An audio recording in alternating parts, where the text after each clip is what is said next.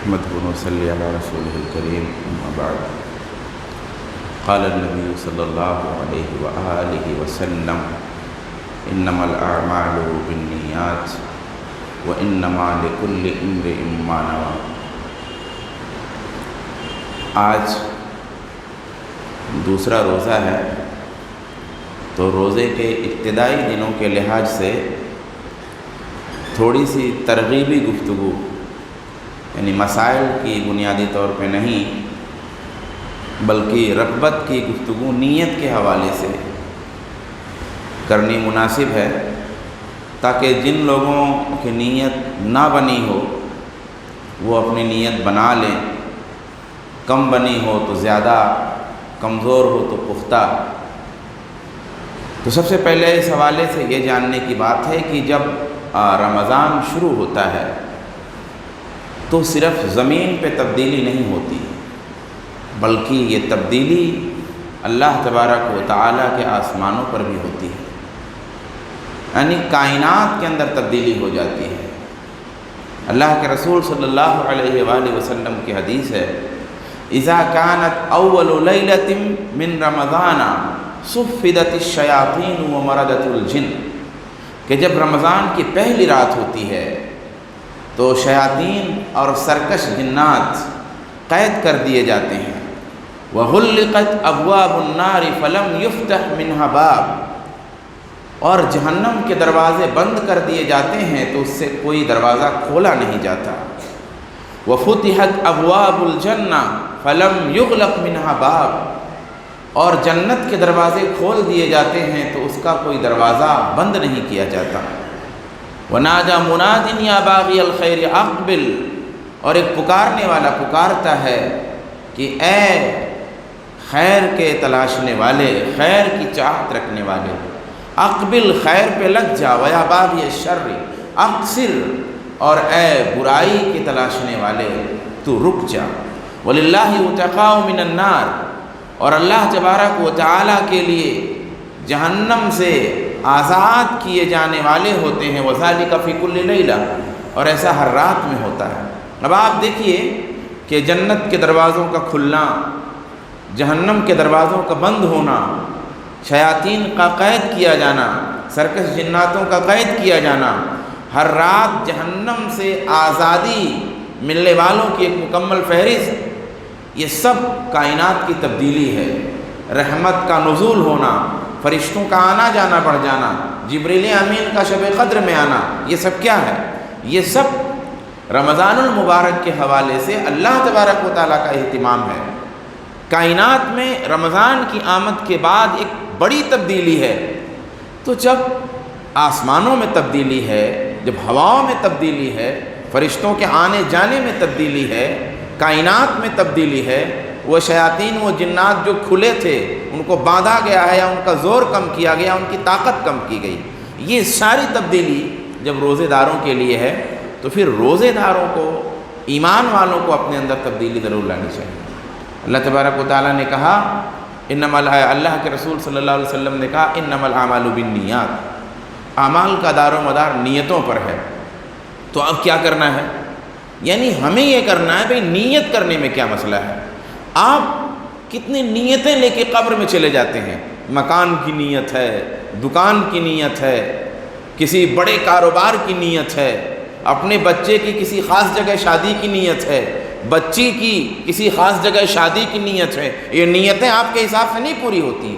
یہ نیتیں لیے، یہ آرزویں لیے، یہ تمنائیں لیے، کسی ملک جانے کی خواہش ہے، حج میں جانے کی خواہش ہے، عمرے میں جانے کی خواہش ہے، کسی سے ملاقات کی خواہش ہے، کوئی علم ہو جانے کی خواہش ہے، کسی عہدے اور منصب پر پہنچنے کی خواہش ہے، یہ سارے خواہشات لیے آپ دنیا سے چلے جاتے ہیں، مٹی ہو جاتے ہیں، قبر میں چلے جاتے ہیں، مگر یہ خواہشیں نہیں پوری ہوتی،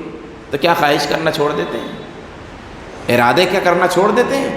ارادے کرتے ہیں، خواہشات کرتے ہیں، آرزو پال کے رکھتے ہیں، سوتے ہیں تو آرزو لے کے سوتے ہیں، اور صبح ہوتی ہے تو اس آرزو کی صبح ہوتی ہے، دوپہر ہوتی ہے تو اس آرزو کی بھی دوپہر ہو جاتی ہے، شام ہوتی ہے تو آرزو اور جگمگا اٹھتی ہے۔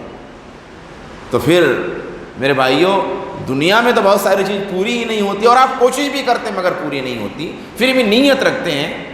تو یار دین کے مسئلے میں نیت کا کیا مسئلہ ہے؟ یہاں تو نیت سے کچھ نہیں ہونے والا، یعنی خالی ارادے سے نہیں ہوگا،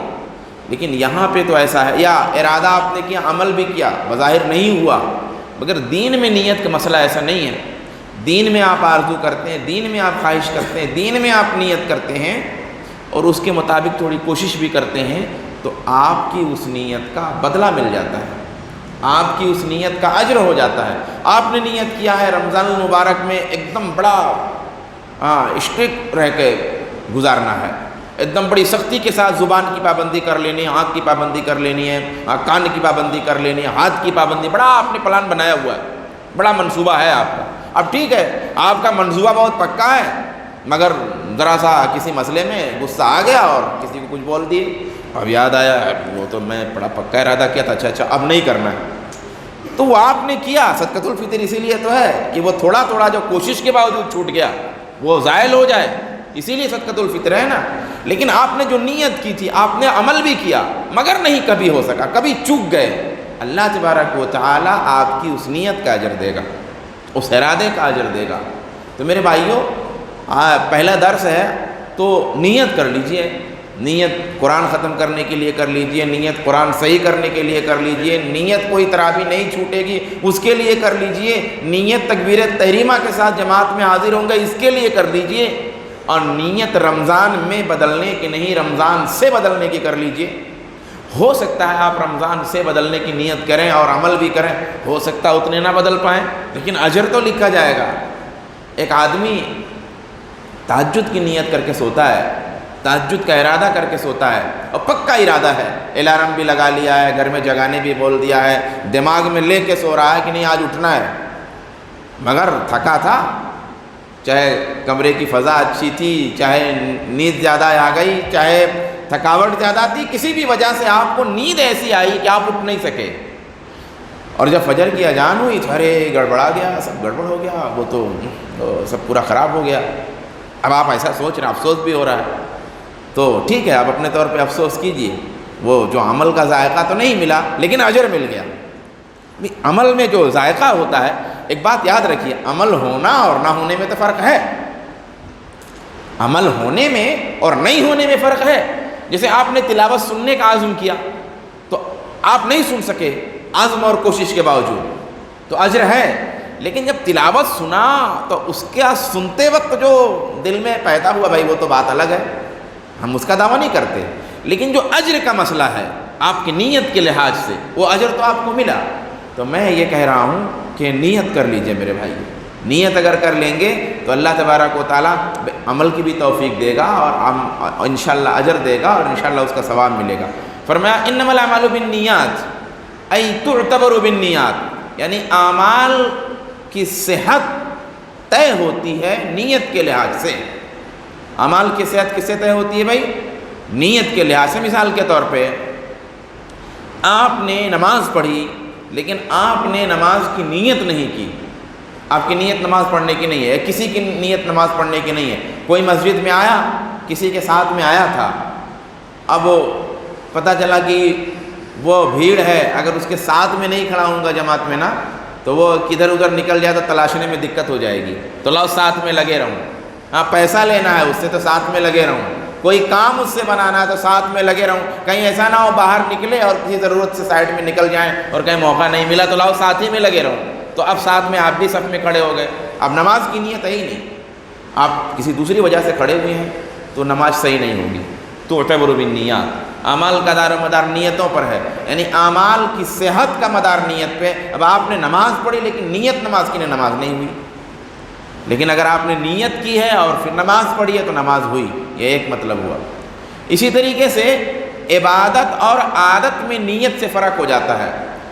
کس میں؟ بھئی غور سے سنیے گا، عبادت میں اور عادت میں۔ آپ کو نہانا ہے، اب آپ کو گرمی لگ رہی ہے تو آپ نے سوچا کہ چلو اب نہا لیتے ہیں، تو گرمی لگ رہی ہے، بدن فریش نہیں ہے، دماغ فریش نہیں ہے، چستی نہیں ہے، آپ گئے غسل خانے میں نہا لیا، تو یہ عادت ہے، یہ عادت ہے، اس میں اجر نہیں ہے۔ لیکن یہی عمل اگر آپ نے یہ سوچ کے کیا کہ نہا لیتا ہوں تو عبادت میں چستی آئے گی، نہا لیتا ہوں صفائی کا حکم ہے، نہا لیتا ہوں تازگی آ جائے گی، اور پھر شرعی طور پہ وضو کیا اور جو بھی نہانے کا طریقہ ہے وہ بھی اختیار کیا، تو اب یہ عبادت ہے۔ اب دیکھیے عمل کا دار و مدار نیت پہ ہے، یعنی ایک ہی عمل ہے لیکن ایک عمل صرف فریش ہونے کا ہے تو اس میں اجر نہیں ہے، اور ایک عمل اجر کا ہے، نیت عبادت کا ہے تو اس میں عمل ہے، یہ بھی بتایا گیا ہے۔ اسی طریقے سے آپ جو ہے عبادت میں فرق ہوتا ہے، جیسے آپ نفل کی نیت کر کے پڑھ رہے ہیں تو نفل ہوگا، اور فرض کی نیت کر کے پڑھ رہے ہیں تو فرض ہوگا، تو اس سے بھی نیت میں فرق پیدا ہو جاتا ہے۔ وَإِنَّمَا لِكُلِّ امْرِئٍ مَّا نَوَىٰ، اور ہر آدمی کے لیے وہ ہے جو اس نے ارادہ کیا، یعنی عمل تو جائز ہے لیکن اس میں ارادہ عبادت کا ہے، اس لیے اس سے اجر ملے گا۔ مثال کے طور پہ ایک آدمی کے 2 بچے ہیں، ایک بچے کو اٹھایا کھلایا،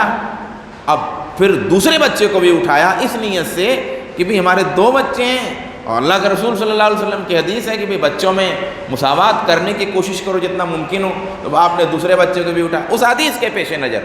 تو اب دیکھیے یہ جو فطری عمل ہے، یہ جو جائز عمل ہے، یہ عبادت بن گیا۔ تو نیت کا جو ہے دار و مدار عمل پہ ہے۔ تو آج پہلے درس میں مجھے یہ کہنا ہے کہ آج سے جو ہے میرے بھائیوں نیت بنا لیجئے، ارادہ بنا لیجئے، انشاءاللہ تبارک و تعالیٰ ارادہ بنائیں گے تو اللہ تبارک و تعالیٰ عمل کی بھی توفیق دے گا۔ آپ جانتے ہیں یہ بات کہہ کر کے یہ اشارہ کر کے روایت میں بات ختم کرتا ہوں۔ اب وہ حدیث میں حالانکہ خطبوں میں بھی یہ بات کہہ چکا ہوں، مگر بات تازہ ہو جائے کیونکہ ارادہ ہم سب کو بنانا ہے۔ وہ جو روایت بہت مشہور ہے جس میں آپ نے سنا ہے کہ وہ ایک طوائف خاتون تھی اور اس نے ایک کتے کو پانی پلا دیا تھا اور پھر اس کی مغفرت ہو گئی تھی۔ اب سوچنے کی بات یہ ہے نا کہ ہم تو کتے کو کیا، ہم انسانوں کو پانی پلاتے رہتے ہیں، پلاتے کہ نہیں پانی، تو کیا اب ہم یہ سمجھ سکتے ہیں اللہ مغفرت کر دے، بڑی اچھی بات ہے، لیکن کیا کوئی یہ دعویٰ کر سکتا ہے کہ چونکہ اس عورت نے ایک کتے کو پانی پلایا تھا تو اس کی مغفرت ہو گئی تھی، تو ہم بھی کتے کو پانی پلا دیں گے، ہماری بھی مغفرت ہو جائے گی؟ ایک کتا نے 10 کتے کو پانی پلا دیتے ہیں، اور ایک انسان نے 1000 انسانوں کے پانی کا انتظام ہے۔ پانی پلانا کیا، پانی کا پورا انتظام کر دیجئے، ضروری نہیں کہ صرف اس عمل سے مغفرت ہو جائے، اور ہو سکتا ہو بھی جائے۔ اب راز کیا ہے؟ راز کیا ہے؟ راز بھائی وہی نیت ہے۔ اس نے جو دل میں سوچا تھا اور اس کے سوچنے کا جو ٹمپریچر تھا، اب اس کو ناپنے کا اور اس کو تولنے کا تو ہماری دنیا میں کوئی ترازو ہے ہی نہیں۔ ہاں، سونار کا ترازو بہت حساس ہوتا ہے، یا مائکرو ترازو بہت حساس ہوتا ہے، گردہ کو بھی ناپ دے گا، یعنی گرد اس پہ بیٹھ گئی تو گرد وزن میں آ جائے گا۔ لیکن اس عورت کی نیت کا جو ٹمپریچر تھا، اس نے کیسی رحمت کی نیت کی تھی، کیسی مغفرت کی نیت کی تھی، کیسی توبہ کی نیت کی تھی، کیسی شرمندگی کی نیت کی تھی، کیسے اللہ کو پانے کی نیت کیا تھا، کیسے جنت میں داخل ہونے کی نیت کی تھی، کیسے اپنے گناہوں پہ اسے شرمندگی ہوئی تھی، اور ناخن سے لے کے بال کے سرے کے ساتھ کس طرح وہ اللہ کی امید میں اور جنت کی امید میں ڈوبی تھی، اس دریا کے پانی کا تو کوئی اندازہ ہم کو ہے نہیں۔ نیت ہے نا۔ بہت مشہور روایت سنتے ہیں، اللہ کے رسول نے چندے کا اعلان فرمایا، حضرت عمر فاروق نے سوچا کہ میں آج اتنا لے کے جاؤں گا جتنا کوئی نہیں لے کے جائے گا۔ ہاں، 2 پلیٹ تھے تو 1 پلیٹ لے لیا، 2 بستر تھے تو 1 بستر، مطلب گھر کا آدھا سامان اٹھا لیا۔ اور دربار میں اللہ کے رسول کے جب پہنچتے، اللہ کے رسول سامان دیکھ کے سمجھ جاتے کہ